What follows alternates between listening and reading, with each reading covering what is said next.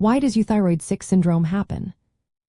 Imagine your body is like a busy city, and the thyroid gland is one of the main power stations supplying energy. When someone is critically ill or facing severe health problems, this city faces a crisis that changes how the power station operates, even though the station itself is still working fine. That's what happens in euthyroid 6 syndrome. In this condition, the thyroid gland is actually functioning normally, but the levels of thyroid hormones in the blood are abnormal.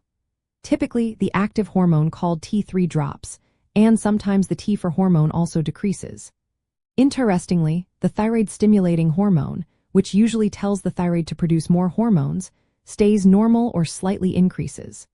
This pattern can be confusing because it looks like a thyroid problem, but it's actually a response to illness. This syndrome is common in people who are very sick, such as those with severe infections, sepsis, or after major surgeries.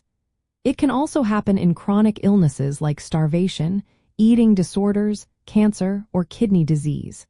It's like the body's way of adapting to stress, but it's also a complex process involving many parts of the body working together.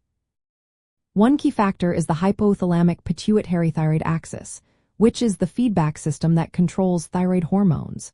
During illness, this system gets disrupted.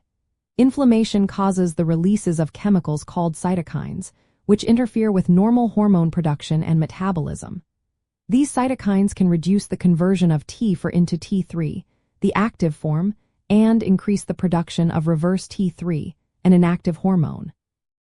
This helps the body conserve energy during times of stress.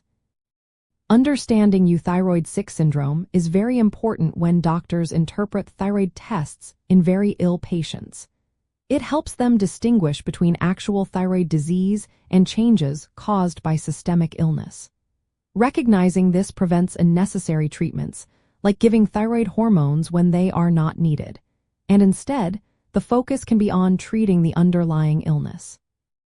While some debate whether this response is helpful or harmful, current evidence suggests it might be an adaptive mechanism to protect the body during severe stress. However, ongoing research continues to explore whether it's purely protective or if it can sometimes be harmful.